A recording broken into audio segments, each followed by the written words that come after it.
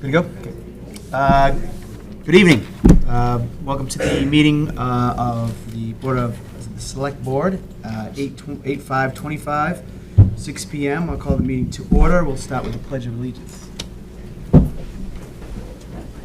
Pledge of Allegiance to the flag of the United States of America and to the republic for which it stands, one nation, under God, indivisible, with liberty and justice for all.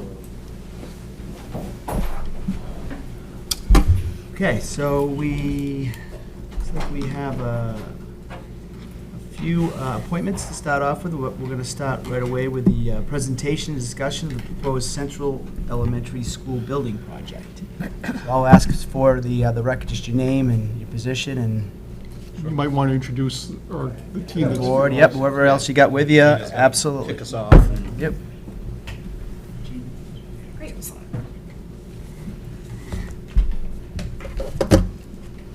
Thanks for providing us the opportunity to share with you the updates of the school building project.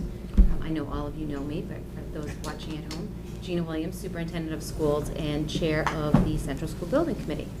The bulk of the presentation will be done by our architectural firm and our owner's project managers.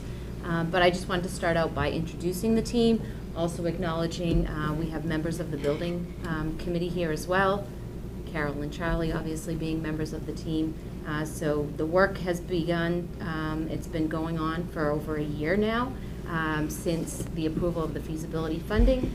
And now we'll bring you all the way up to the schematic design phase. So the project is moving along rapidly. A lot of work's been put into it. And certainly we're looking for every opportunity to share the project with the community. We've held a number of forums now, both in person and virtually. And certainly tonight is another opportunity for us to share with the community and gather more information and ideas from folks within the community. So I'll start off to my left. Kevin Sullivan and Matt Galino are our left field representatives. And then we have Gene Raymond from Raymond Design. He is one of the design architects, founder of RDA. And along with Gene, we have Molly Parrish and Steve Watchmore. So with that, we'll turn it over to Matt. Great. Thank you very much. Again, my name is Matt Galino. I'm with Left Field Project Management, who is your owner's project manager. We wanted to quickly run through a lot of the frequently asked questions that we've received in our year plus of working on this project. So we'll run through some of those. I'm not going to read through the slides. We'll talk high level. If there are questions, please feel free to ask. After we run through those questions, we'll certainly talk about project budget and where we're currently standing. And then the design team, Gene, will go over updated floor plans and some current exterior renderings. And then we'll talk quickly about a project schedule before you continue with the rest of your agenda. So one of the, jumping right into the questions, one of the first big questions that we receive is why a new build versus an ad reno or a renovation. The slide did not change. Oh, I'm sorry. We gotta do it on both. Maybe Kevin. So on the left here, on the left side of the screen is a list of current building challenges and how those challenges are resolved in a new build scenario. An addition or a renovation or base repair will not solve all of these issues. So as the committee reviewed and kind of peeled through all of the information and the different options that were presented to them, that's why the committee ended on a new build option, moving forward into schematic design. Looking at kind of in a little bit of a different information, kind of comparing costs of a new build versus a base repair, since that is one of the largest questions that we received is why not a base repair. And you can see the new building on the left and the base repair on the right. The project differences, $125 million for a new build, whereas $60 million for a base repair. The critical difference between the two is the MSBA will not participate in a base repair program, so you would receive no funding from the MSBA if that were the option. So the entire base repair funding would be on East Bridgewater. And then the district share, the MSBA share, currently we're projecting around $49 million, leaving about 76 for the anticipated district share. Another big part of choosing a new build as opposed to an ad reno or base repair is schedule. Building on a clean, open site is a lot easier to do. It allows us to keep the kids in the current facility while we build the new one, and then you swap the kids over into the new facility while we take down the old one and replace it with fields, which you'll see a little bit later. Kevin, did you want to take this? Yeah, I'm going to jump in here. Thanks, Matt. So I just want to spend a few moments talking about enhanced MSBA reimbursement, cost control, and community benefits. Really quickly on MSBA reimbursement, because we're going to talk about their share in a few slides. As you can see, the district has received some incentive points, which would total roughly $2.5 to $3 million for one of the items is for good maintenance practices, and the other is for an energy efficient design. Again, I'll get into that a little bit more, and happy to answer questions related to that, but really want to focus on some of the cost saving measures we've taken as a committee. Again, we've been working on this for over a year, and we need this building to be educationally appropriate, but it also has to be cost effective. That's something we talk about at every meeting, and we're taking it very seriously. So in that spirit, one of the major changes we made, but between two design phases, was we reduced the square footage by about 20,000 square feet. In addition to that, when reviewing different types of heating and cooling options, the committee voted to select what I would describe as a more economical selection, which reduced the budget additionally. And then most recently, we've eliminated sloped roofs, which was roughly about $1 million in savings. In addition to some specific cost-saving measures, we've also tasked the architect to make sure that all the spaces in the school are flexible and that they can be adapted in the future as educational needs change in future years. And then lastly, this building it's going to be very green. We have some PV components, which I think is going to be good for the future, but also has allowed us to secure some additional MSBA reimbursement. And then the last item, this is an elementary school, but we talk about this at every school building committee meeting, is that this is going to be a community asset. Specifically, we've been out at a number of community events, and we've tried to listen and hear what's important. We've heard, the appeal of having some more playground spaces, which the school would have. We've also heard some challenging situations. If there's a big event on this site, junior, senior high school, a big football game, how parking's been a challenge. And this new design would add significant amount of parking, which we believe would alleviate parking and also improve the traffic flow. And then lastly, this project does include a multi-sport synthetic community turf field, which in itself is a great community asset, but also given the most recent replacement or major project at the other turf field, we believe that would extend the life of that, because it wouldn't be used as much, because you'd have another turf field to use. Next slide. Sorry. That's all right. This one. So everyone knows this is an old building. It's roughly 75 years old, and you can see some of the issues that staff has been dealing with over the past couple of years. I recently met with Brian Kiley and asked him for a list of what are some of the major emergency repairs you've been dealing with over the past couple of years, and provided me with a very extensive list, dozens of what I would describe as serious, inexpensive emergencies. And just to point out one would be, there was an electrical issue that in the spring that resulted in two days of missed school, that's a big deal. So I'm not going to go through each of these, but I can say, given the age of the building and given what we've studied and discovered, these emergency repairs are becoming less predictable, more expensive, and I'd have to say dangerous at times. So just, definitely worth noting when folks ask, why we can't just repair it. And then these are pictures. I'm sure most folks have been inside the school, so no surprises here. Rotted window sills, plumbing issues, ADA challenges, and then really want to hone in on the picture on the bottom right, which are the modular classrooms, which at some point I'm sure were intended to be temporary at best, and 20 years later, here we are. So you can keep going. And then the last item I want to discuss is really the progression of the budget, because per the MSBA's process, this has to meet the educational program. That's the point. But we also need to make sure that it's an economical project, and that we've done everything we can to tighten the costs. So I know there's a lot of numbers up here. If you just bear with me, moving from left to right. In the blue column is PDP. That was really the first MSBA submission we had. That was in December. That stands for Preliminary Design Programming. And at that point, we were still studying an addition renovation and a new option. As you can see, at that point, really high-level numbers. The ad reno was roughly $152 million. We were projecting that they would get about $60 million from the state, which would result in about a $92 million district share. At that same stage, the new option was roughly $148 million. We were projecting $58 million from the state, which was roughly a $90 million district share.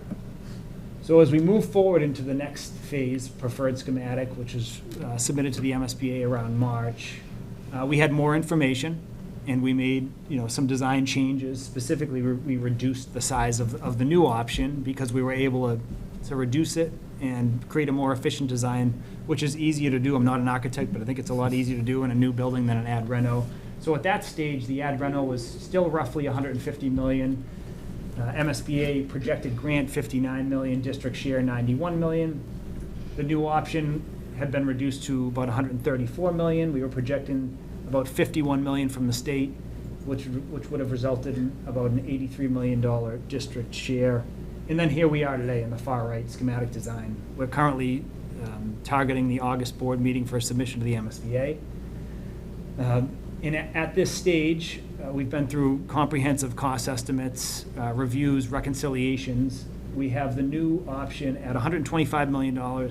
We are estimating conservatively the MSBA share at about $49 million, and the district share has been reduced down to $76 million. And we know that's a lot of money, and we don't take that lightly. But I just want to remind folks, when you compare that to the $76 million district share would result in a 50 to 75 year building that meets all your educational programs and also comes with what I believe are a lot of community assets, compared to a $60 million base repair that does absolutely nothing for your educational programming and is really like a Band-Aid on a bionic man. I think it's a value proposition. So with that, I think I'll turn it over.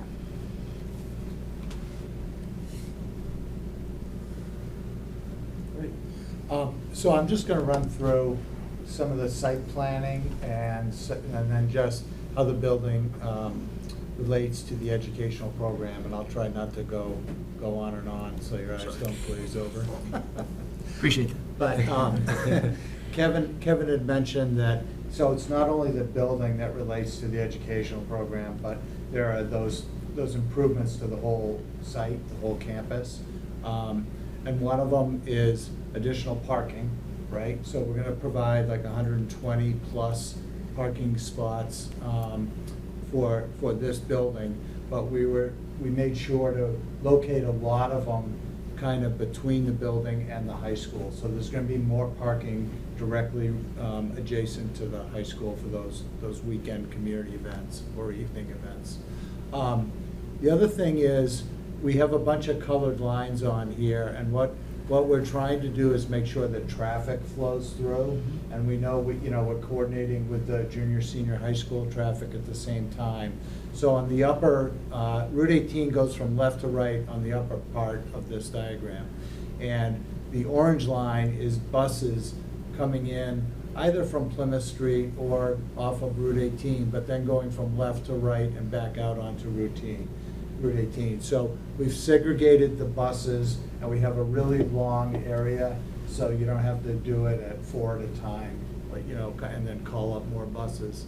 On the front of the building, the blue line that's on the right side, you're still coming in from Central Street, and then you're going down the hill, taking a left, and going in front of the school. So all the parents for drop-off and pickup will be on one side of the school, the buses are on the other. Everyone flows back out and goes out to Route 18, or again, they can shoot over to Plymouth Street through the high school campus. So I think between the parking and the vehicular circulation, we have kind of segregated pre-K drop-off and pickup where it needs to be, and we have parents and buses. So I think the whole campus, not just the high school, but the whole campus is going to flow, pretty nicely. We can go on to the next one. This is where it's just just kind of a nice colored site plan. The white shape on the upper left there is the shape of the proposed elementary school. And when you see the floor plans, it's not just a box, but we're also not trying to we're gonna make this big fancy building. It kind of looks like it's got a lot going on. Yeah. But we'll explain when you see the floor plans. That's all completely related to how the district wants to set up the educational program and separate grades into their own neighborhoods. The purple spots on the left, kind of to the south and west of the building, are all playgrounds, which are again a community asset. And the purple part is rubber surface with play structures that are handicapped accessible. And then there's also some hard surface, Foursquare and other games. Probably on the right side there, you can see in yellow game lines for a big soccer field. We are building or proposing to build the new school on top of where there's 2 softball fields for the high school right now. So those need to be replaced as part of this process. And you can see 2 brown diamonds, one on each corner of what's going to be this synthetic turf field in the footprint of where the central is now. So again, Kevin had mentioned the safest thing to do and the best thing for not disturbing the education is build a new building somewhere else and then take down the existing building, and that's where we'd replace the fields. So this is the floor plan, and there's 2 wings and then a center part. So the wing on the left and the wing on the right, they're both skewed a little bit, and they each hold a grade level.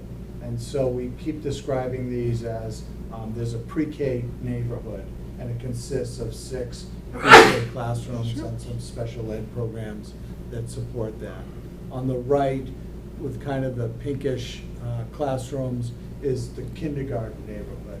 So there was a big emphasis on each grade level having a team of teachers and having common space, which are those yellow shapes in between the classrooms, where all the teachers and the kids could have activities, group activities, pull-out activities outside the classroom in their own neighborhood.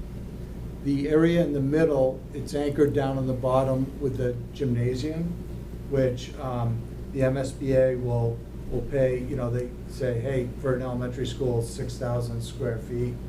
The building committee made a very deliberate decision to make the gym a little bit bigger so that they could put bleachers in. So it's a high school size basketball court, able to divide in 2 and with some bleachers. There's also the cafeteria is in the middle, which is in the brown. And on the right of the middle, there's a red arrow. That's where you'd enter after hours and the community would have access to that gym or the cafeteria. And there's a stage in between the 2. So that's why the building is the shape it is. The second floor is kind of the same thing with 2nd grade, 1st grade, and the media center, library, art in the middle wing. And then we're just exploring some images of what this building might look like, and should it pass all the funding votes, there's still a full year of design and doing the blueprints before it goes out to bid. So this is kind of where it is now, and it'll keep progressing over the next year. That's what it might look like if you were coming past the high school, heading toward Whitman on Route 18. You know, the two wings, you can see the wing that was pre-K and has second grade above it, kind of on the right side there. And then the last picture is just what it might look like from Central Street after the Central School is down. So again, this building's back near Route 18, and all the grass in the front is where the synthetic turf field would be. So that's kind of, I think that's what we had, right? Yep. Yeah, and then just touching briefly on schedule. So like we mentioned, we're in the schematic design at this point, and we are through the end of this month. We have a submission coming up on August 28th to the MSBA, which will be the schematic design package. We'll be going to the October MSBA Board of Director meeting. At that meeting, it will be decided, whether the MSBA approves it and approves funding. And then after that will be the town vote in November timeframe, which needs to pass 2/3 majority vote at town meeting, and then also a ballot vote. So if that all occurs, we'll continue with design into 2026. Start bidding towards the end of 2026, start of construction early 2027. Just under 2 years of construction for the new school. We would still have to take down the old one. But for the sake of knowing when the school would be open, we're targeting the start of the 2028-2029 school year. And that's all we had for presentation. So if there are any questions, I'd be happy to answer anything you may have. Yeah, so I have, I'll start with like some of my more questions that might be able to be answered by the architects or whatnot. So the decision to go with flat roofs, the first thing I thought about was with snow removal. How, would anybody be able to explain that? If there's a reason why we went with flat roofs versus slanted roofs, as that was something that was thought about. I'm just thinking about snow roof. That was one of the more trivial questions I had, and I was like, ah. Yeah, so when we say sloped roofs, what we were doing was we were actually putting some pitch roofs that you'd see from down on the ground. Okay. But they only would go up a little bit and then they'd come back down to the flat roof. So they were kind of like, they weren't fake. But Okay. it was kind of giving the impression. A design, yeah. Okay. It was more of an aesthetic look thing. Okay. Yeah. All right. Yeah, And that then- was. Then we actually figured out, when you get up on Central Street and you look down, you're like, hey, that's only half of it. Right. And we said, you know what? It doesn't even look good from up there, and it also cost $1 million more. So. Okay. Okay. Perfect. But I would say for snow loads, because we ended up replacing the Mitchell Elementary School in Bridgewater because it collapsed in 2015 because of snow. Yeah. So, the code for the structural support of roofs is really robust now. Okay. And, Yeah, that was just one of the. there's no issues with that. That was definitely one of the first concerns I thought about with design. Just being in New England and having flat roofs, I know that that's an issue. It's something silly, but I thought about it. Another question I had was the turf field, having a turf field versus a grass field. Has any thought been going into that? I know with grass field, obviously, there would be more maintenance that would be necessary, but obviously, we've seen turf fields have need maintenance with our high school turf field. I think it was, we've redone it once, I think, at this point since it's been, so, and I know that can still be costly. So it was just one of the questions that I had, if it was thought about to do grass, or if turf was preferred, or.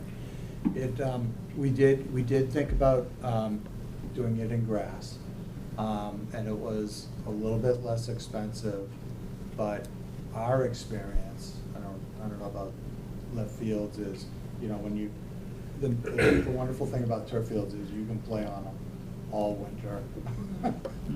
Anytime there's not snow on it, but they hold up a lot better for multi-sport, but, just being used. Right.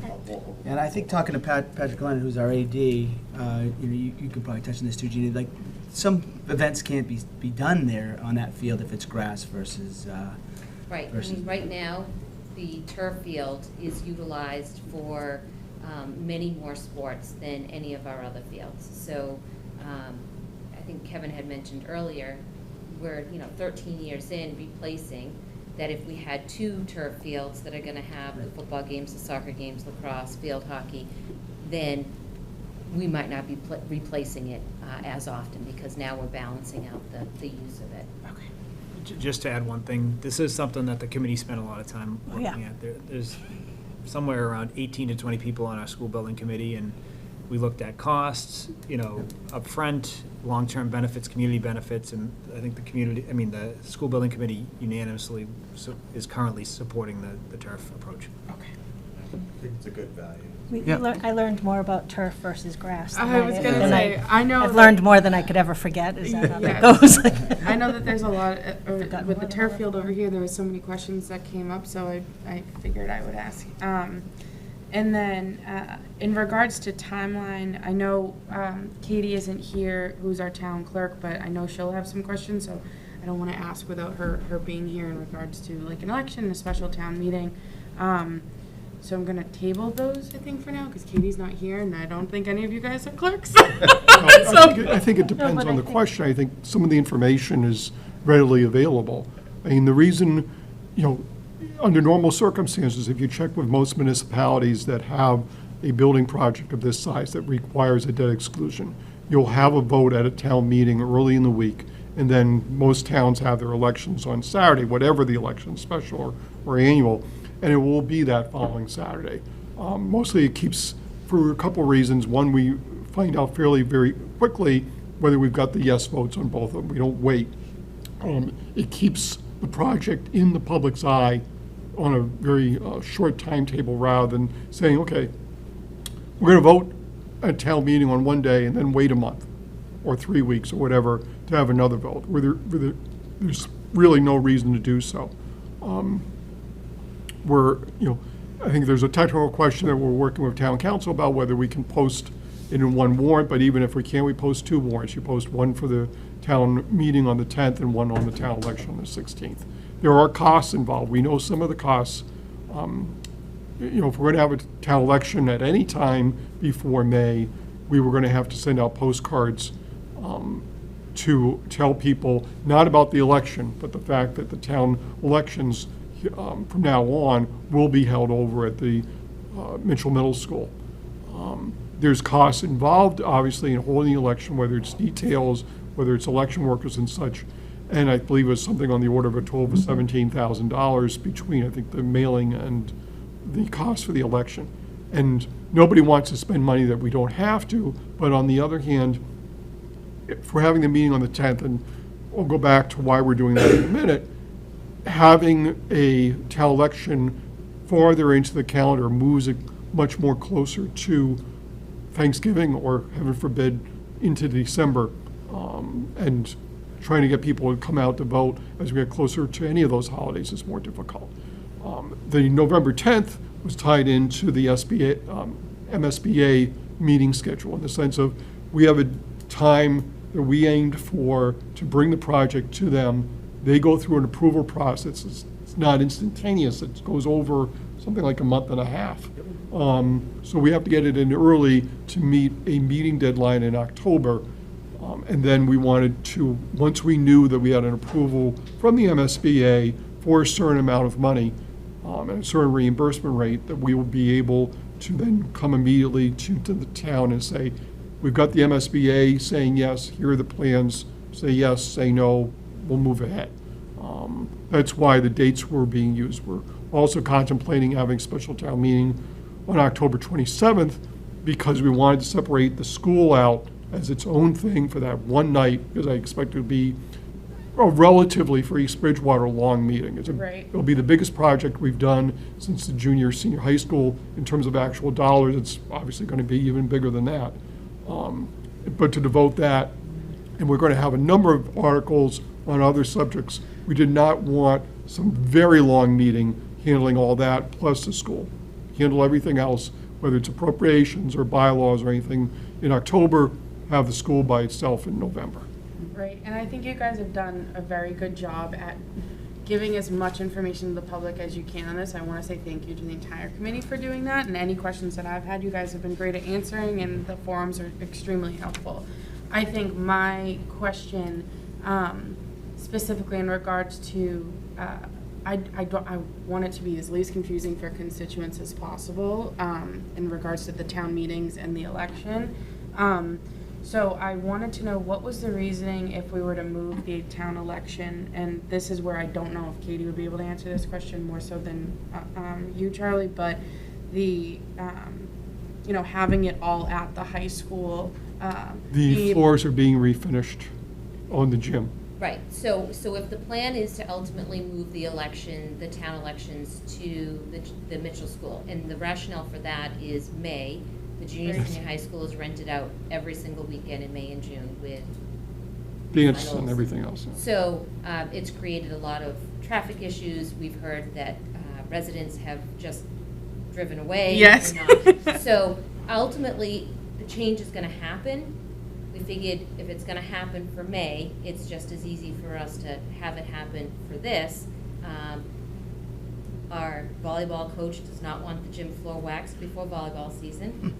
That same coach also coaches basketball, but wants it waxed for basketball season. So we've got about a week window between the end of the fall season and the start of the winter season. So when the vendor said that they're available to wax the floor that weekend, then this conversation happened.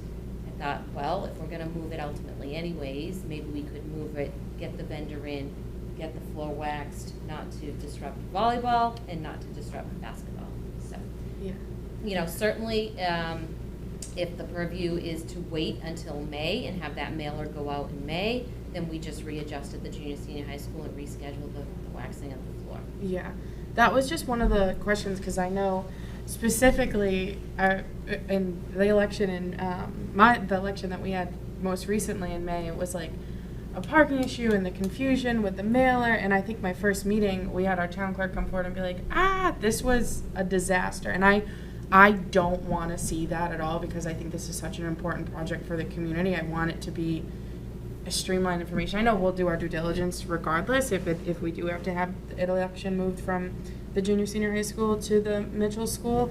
I'm just thinking, and if it's a necessary investment in the town to move it for cost wise, that is most definitely makes sense to me. But my thing is, I want the voters, a lot of who are elderly, of which to really have an understanding of, make sure they know, okay, well, we always go up to the senior high school to vote. And I think that's, even if they get something in the mail, granted it's at their purview, but I guess that was really just my questions or concerns with that.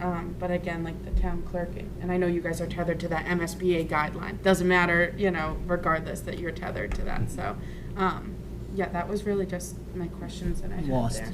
Because I did talk with Katie. So I'm a little lost here. So we're talking about having this this vote at the middle school. Election vote. Yeah, so I thought we already voted on Yes. the move. For the town election, but did we say we were gonna do all Well, elections, no. all local elections For the there? or federal, just the state mayor? elections will Yeah, still be federal, there. state stays here, everything else All goes- town elections goes Right. down there. So will be are at we, the middle school. And the right? thing That was the idea? that if we didn't have this election, when the census forms go out in the winter, it can include information that henceforth the town elections are going to be moved to the middle school. However, we're going to have this in November, before the census forms go out. So Katie needs to send out a mailer, not about the election itself, but simply saying, for henceforth, town elections are at the middle school. What we'll do, whatever the date is obviously we'll hit the website, we'll do the PR, we'll do Facebook, we'll have the electronic signs, saying, hi, election, November 15th, middle school, 11 to 7, I think it is. And, we don't send a mailer out, for instance, No. for a town Right. meeting right, or the annual town election or the federal state election. So we wouldn't be sending out a mailer specifically about this election. We would be sending out a mailer maybe in September, for instance, saying, hi, all town elections are being moved to the middle school. If we do this, can we then have all the elections at the central school? Right? And not rent out the auditorium, not rent out the gym, like everything, all. Well, that might be a possibility too. Sorry. Middle school, yeah. So this middle school vote, so this still, so middle school vote, we're talking about in November, right? To have this, this is a vote, this is an election, right? Right, 2 votes. Yeah. There'll Why do you be, keep calling it election, though? I mean, it's not, it's just a vote for this. because we don't, Ballot. there's nothing to call it out. What else do you call it? Vote.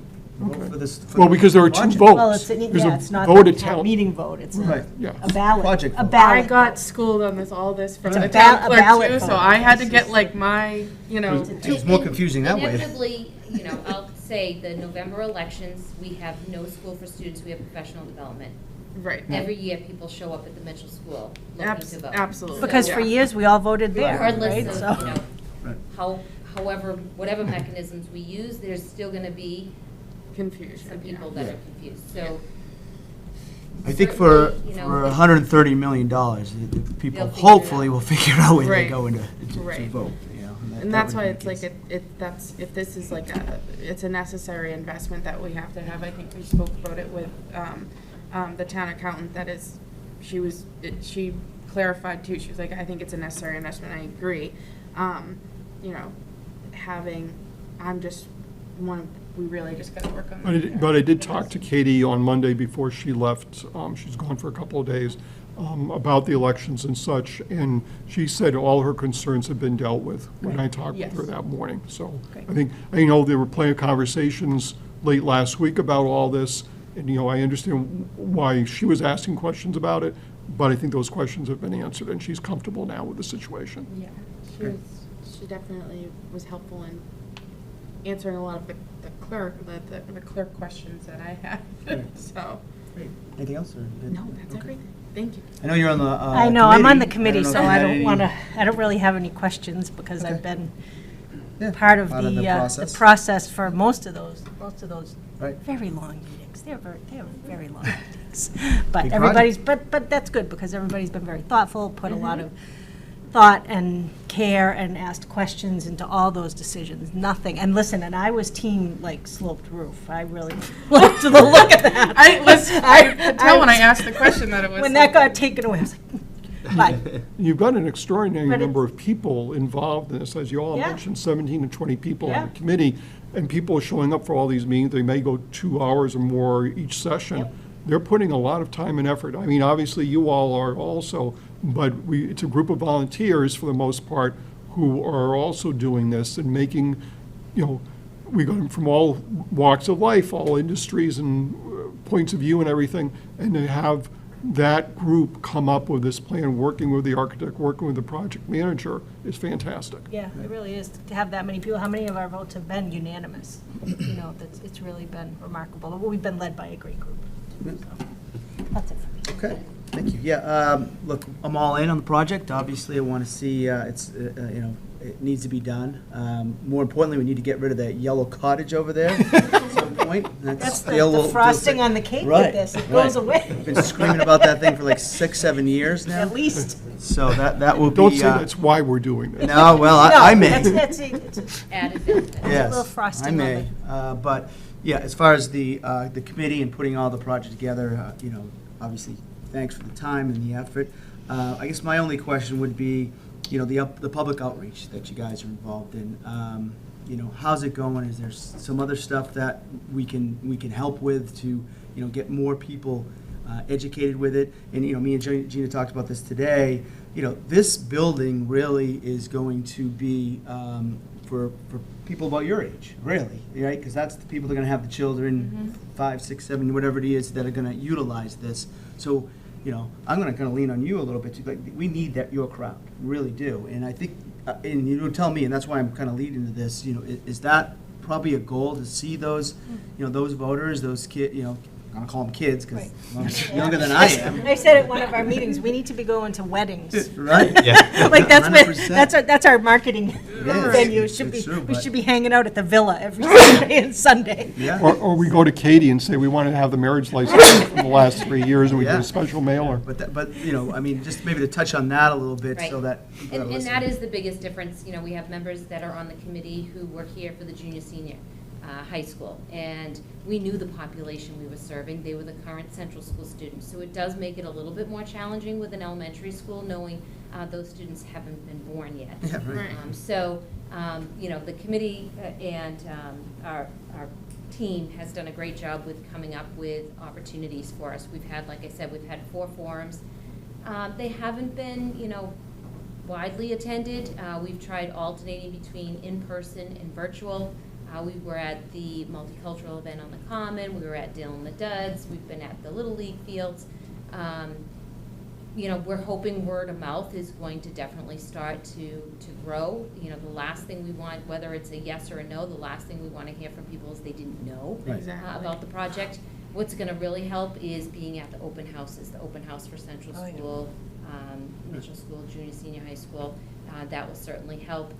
We're also going to start collecting names and contact information for those that want to get more involved and get more specific information from us so that they can start sharing that information out to friends and family. So, Catherine, any help that you can provide with getting that population of Yeah. residents who, may not be as involved in town government right now. Yeah, it's but certainly- definitely been, even kids that are my age that I graduated with, like, what do you mean they're building a new central school? Like, what? And I'm like, what do you mean? What do you mean? That's been all over everywhere, But it's like, oh well, it's not, quote quote the sexy topic to Right, touch right. on. And I'm like, well, if you're living in East Bridgewater, though, that's the school your kids will be going. And I think the biggest thing for me and reason why I've drawn into this is because the current school, there's not really a big, huge plan B for that other than the code upgrade, but this is really something that could be the future for our kids in town. I think the best thing, the most outreach I've gotten is just on people for messages on social media, and I think I've tried to push that as much. If there's anything that you think I should be sharing or posting, please send it to me. I'm more than happy to do that. And then going to the events like the Dale and the Duds event, I think was you guys having that, the Yep. group of people coming over. I think I know it will be after, but say it does pass, having tables at the Christmas on the Common, those events where we They were- really you were see there the last most, year. Yep. you know, Yep, we were so there last year. I think that is, in the best way helpful. But most definitely, it's going to be my age group that cares the most about it. Unfortunately, now, the best way to reach those folks is I think social media, which is the Right. end all be all, the double-edged sword. So. Maybe a mixer? You guys still do mixers? Yes. Where are the kids? What's a mixer? Really? I'm just kidding. Social? I just wanted to say, so we're trying. Yep. We've been to, I think, 16 community events, including the forums. Right. We're going to the Council on Aging at the end of the month. We want to hear from everyone. We will meet anyone, anywhere, anytime, whether it's one person at a coffee shop, the Kiwanis, we'll go anywhere. Yep. Right. You just got to tell us, and especially if folks can't come out, or if they can't, make it to the Zoom meeting, we'll go anywhere. Yeah, Right. and we'll start to publicize that as well, I think, on, maybe some Kiwanis. electronic boards and things of that nature. I'll look into Yeah, and we'll Kiwanis. certainly have more community forums, especially as we get into this phase and really lock down costs, because we know that's the biggest discussion topic for a lot of people. And we want to make sure that that's Right. very clear to everybody. So we'll be holding quite a few more community forums and, like Kevin said, going out to other community events until the vote, so. I think one quick note is the most important thing for, at least in my experience, is as much as it's not going to be for the senior population, they may have grandkids that go there, they are the ones that do come out and vote though. You know what I mean? They are the ones that show up there. That is the most important group of people and they also are the ones that will be the first ones to say they didn't have information on something. So making sure that I think that is more of you're going to have a retail approach opposed to a wholesale approach with them because a lot of them aren't on the, the social. Will we put something in the newsletter? Well, it was in the Council on Newsletter this Yeah, month. that's that. So going to the COA, I think, is a I don't huge. get that yet. Is a huge benefit Yep. for the community. I think it's great, and I know that they. I only know this, but when I have to have office hours there, I ask them what's the biggest foot traffic time. I know they have Zumba and yoga and all these events, and I really reached out for what was necessary for me is asked what's your busiest tracking hours. You know what I mean, and then really went there and met people. like Yep. in the retail approach, if that makes sense. I don't know if Yeah. that's helpful or anything. Yeah, we'll be there, we'll be there on August 27th. You know, we'll see how what the turnout's like, and if, you know, we have to go back for another one, that's, you know, totally fine. We're more than happy to do that, you know, as many times as we need Yeah. to, you know, reach as many years as possible.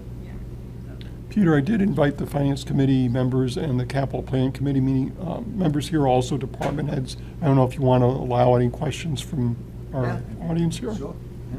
Anyone's here that has any direct questions, Kevin? Yeah, Gina and/or Kevin, did something change with the MSBA funding along the way? Your initial slide, I believe, on the ad bill showed that there would be a capital contribution from MSBA, and then you're saying now that that's not doable. So that, Ad rental You mean this slide or? He's talking Ad about rental and then the just one, the base repair. It's the base repair. right, right. I'm not sure. Yeah, so the base repair, and any project that goes through the MSBA process and decides on just a base repair will receive no funding. The funding on the addition renovation So would. base repair, basically you're talking about a code repair? Yes. Yeah, correct. Okay. Correct, Yeah, okay, yes. gotcha, okay. Perfect. The reason is that it doesn't impact, it doesn't deal with the educational Sure, program. yeah, yes, that makes sense. Dave, do you have anything? You're on the committee, right? Dave Walsh? Okay. It looked like you had your hand up. I thought you were on the committee, man. You can ask at the meeting. No, one thing I will say is Yeah. the committee's been very diligent about considering cost and looking and heavily reviewing all the options in front of them. So this isn't gonna be a grandiose type building. It's gonna meet the needs that the community has, nothing extra. That's it. I mean, anything we can do and share in, obviously, you know, we're more than happy to do that. We appreciate you coming in tonight and giving us the 411. Yeah. Pretty good, right? Yeah. Yeah, thank you, guys. before I'll leave, I'll see if I have them in my car, but we have little flashcards Yeah. that have like We'll take a QR code. Okay. There we go. Leave them in, you know, public buildings for people to take, so I'll grab them before I leave. Right. All right, thank you very much. Thank you. guys Appreciate so it. much. Yeah. Thank you, Thanks for your thank you. time. Did you want, I'm sorry, I noticed on the slide, the first slide, did you want to talk about the construction manager at risk? We are going to, I think, did we vote that? Yeah. Yeah, we- Yeah, yeah, that Yeah, was they last voted last meeting. month. Yeah. We Yep. talked about. I saw it on town the meeting. agenda, so I Right. threw it up there, Okay, but great. Yeah. we actually submitted the application to the OAG I was today, gonna so. say, I think we asked all our Yeah, questions. we already did that. Good. Thank you. Thank you. Yep. And you said Katie's not with us. Correct. She is out of town at this point. I'll take that, yep, thank you. Thank you so much. So we've Thank done you. one, we've done two. Thanks for We'll coming skip in. 2. You've done 3. We're ready for an exec. All right. Yeah, so I didn't know if you had anything you wanted to Not, share with the board no, this today? was the main reason for, the whole purpose of the meeting, because Right. this was going to take a, material amount of time. I got a script, yes. Yeah, the It's the script No more slaps on and the wrist. no more. So we'll take a vote why don't you make a motion to get out You of have to make the motion. regular, I thought just to get This out is of the your regular script. meeting? No, This is see, for the right executive here. session. Yeah. We don't have to make a motion for us to leave the regular meeting? No, by voting to go into executive Oh, session, you all right. are leaving the I'm regular. learning something new every day here. Okay, so I'll make a motion to go into executive session. I move that East Bridgewater Select Board go into executive session for the following reasons. Pursuant to MGL Chapter 30A, Section 21A3, to discuss strategy with respect to collective bargaining as an open meeting may have effect on bargaining positions of the Select Board. Which one, John Clifford? Collective bargaining with the following I think you union. Oh, you already went, okay. Firefighters, clerical, Department of Public Works, superior officers, pursuant to Mass General Law, Chapter 30A, Section 21A3, to discuss strategy with respect to litigation as an open meeting may have detrimental effect on the litigation position of the Select Board in the following litigation: Ritter Farm, Inc. versus Town of East Bridgewater, Massachusetts, docket number 2383 CV 00867. And the Select Board will now not reconvene open session at the end of executive session. I, Peter Spagone, chair. I second, right? You second. I second it. Okay. You second, go ahead. I did. Oh, I'm sorry. Thank you. Second. Now all you right. ask if there's discussion. Is there any discussion on this? No. Seeing no discussion, I declare the open meeting collective bargaining litigation may be detrimental to the effect of the bargaining or litigation position of the select board, confirmed, Chair Peter Spigot, Jr. Now you do you. Roll call. Gotcha. Peter Spigot, yes. Carol Julius, yes. Catherine Mullen, yes. Oh, I said, thank you and good night.